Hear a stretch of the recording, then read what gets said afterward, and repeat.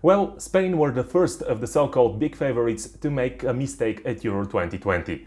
Despite firing 17 shots against Sweden, La Roja started only with a point in Group E.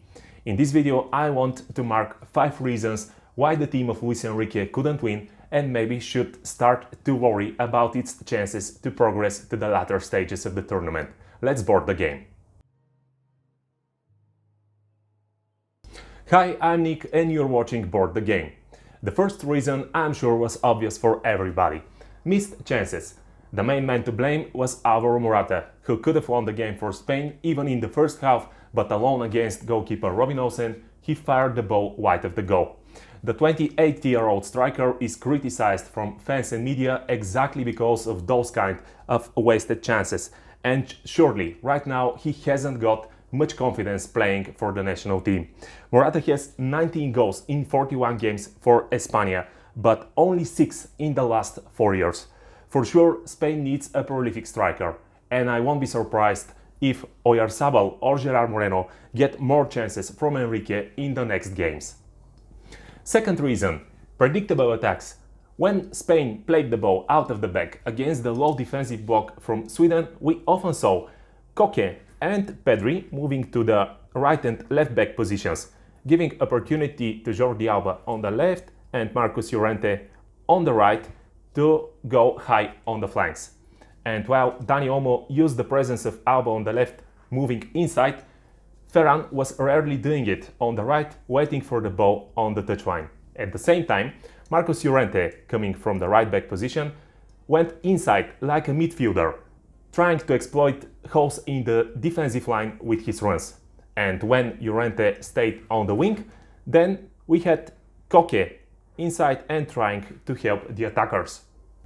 Ferran and Olmo were also making diagonal runs behind the defenders when Morata was dropping deeper to receive the ball, but the passes for them were inaccurate and were not enough. In the last minutes of the game, we saw 2 great combinations from Barca teammates Pedri and Jordi Alba, and they led to some good chances. So the question here is why Spain didn't use this left side of the pitch almost at all until the end of the game. Add to all of that the long periods of possession but passing the ball sideways, and it seems like Spain had a plan on how to win. But Sweden were perfectly prepared for it.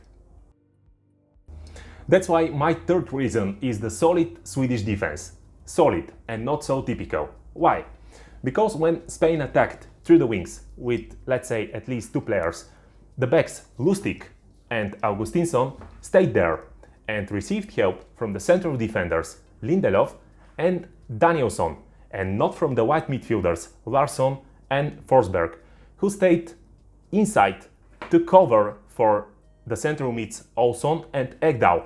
They were the ones to make the runs and fill the holes when, let's say, Ferran, Koke or Olmo tried to exploit the channels left from the movements to the side of Danielsson and Lindelof. At the same time, Forsberg and Larsson stayed inside to cover for Rodri and Pedri, while the strikers closed down the spaces for a direct pass from Spain's defenders between the lines of the defense, let's say for Alvaro Morata.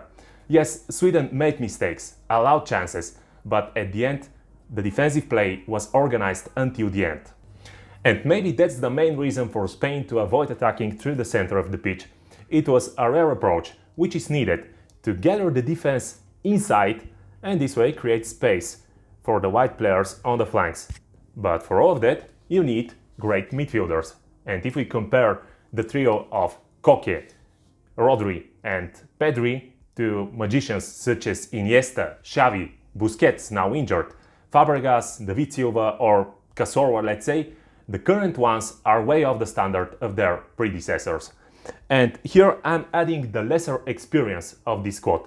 If the team of Euro 2016 had 1004 games going into the tournament, the boys of Luis Enrique now boast only 539 games, mainly because of Sergio Busquets, and that's quite a difference.